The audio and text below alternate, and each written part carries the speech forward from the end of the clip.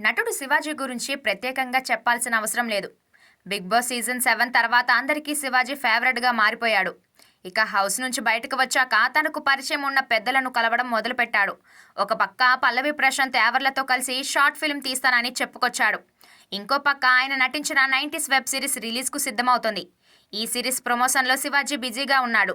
ఇక తాజాగా ఈరోజు శివాజీ మాస్ డైరెక్టర్ బోయపాటి శ్రీనును కలిశాడు. మర్యాదపూర్వకంగా కలిసి ఆయనకు శివాజీ బొకే అందించాడు. అనంతరం వీరిద్దరూ కొద్దిసేపు మాట్లాడుకున్నట్లు తెలుస్తోంది. ఇక ఇందుకు సంబంధించిన ఫోటోలు నెట్టింట వైరల్గా మారాయి. ఇక వీరి కలయిక ప్రస్తుతం సోషల్ మీడియాలో హాట్ టాపిక్గా మారింది. అందుకు కారణం వీరిద్దరూ సీఎం జగన్కు యాంటీగా ఉండడమే. బోయపాటి మొదటి నుంచి టీడీపీ సపోర్టర్గానే ఉంటున్నాడు. ఇంకో పక్క శివాజీ ఎన్నోసార్లు జగన్కు యాంటీగా ఉంటున్నట్లు తెలిపాడు. ఇక కొన్ని రోజుల్లో ఏపీ ఎలక్షన్స్ జరుగుతున్నాయి. ఇలాంటి సమయంలో వీరిద్దరూ కలవడం అనేది ఆసక్తిగా మారింది.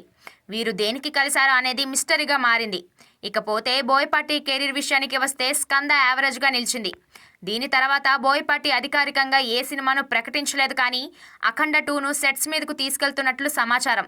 మరి ఈ సినిమాలో ఏమైనా శివాజీ నటిస్తాడేమో చూడాలి.